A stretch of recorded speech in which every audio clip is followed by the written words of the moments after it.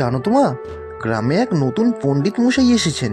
ওই যে বটতলায় বড় বাড়িটা, তাদের ওখানেই উঠেছেন। তাহলে নিশ্চয়ই খুব বড় মানুষ হবেন। ওই বড় বাড়িটা তো মহাজনের। ওই বাড়িতে যখন উঠেছেন তখন নিশ্চয়ই মান্যিগণ্যি কেউ একজন হবে। ও মামা, আমার সব বন্ধুরা ওই গুরু মশাইয়ের কাছে পড়তে যাবে বলেছে। ঠিক আছে, তোর বাবা আসুক, বলে দেখব। ভালো পণ্ডিতের কাছে লেখাপড়া শিখলেই তো ভালো মানুষ তৈরি হবি। কালই বাবা যেন নতুন পণ্ডিত মশাইয়ের সাথে কথা বলে নেন। আমার সব বন্ধুরা যাবে বলেছে। ঠিক আছে রে বাবা, ঠিক আছে। এখন যা দেখি, হাত মুখ ধুয়ে আয়। আমি ততক্ষণ গরুগুলোকে খাইয়ে দেই, তারপর তোকে খেতে দিচ্ছি। আমার অসীম সৌভাগ্য যে আপনার মতো গণ্যমান্য ব্যক্তি এই অধমের বাড়িতে আশ্রয় গ্রহণ করেছেন।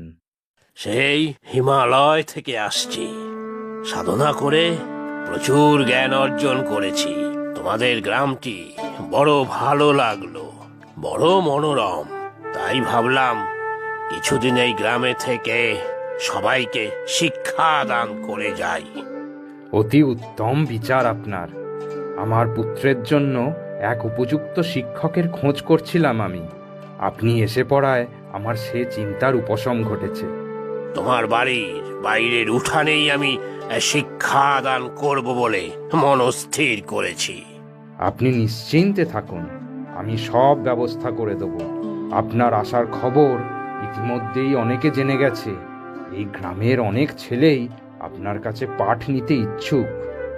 আমি যখন এসে গেছি তখন আর কোনো চিন্তা নেই।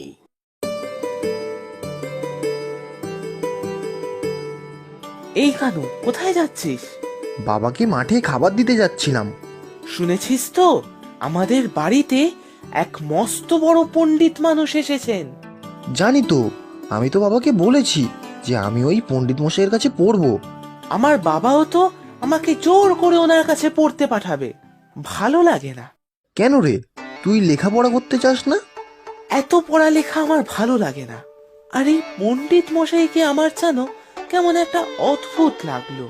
খালি যেন কিছু খুঁজছে মনে হলো। এসব তোর ভুল ধারণা।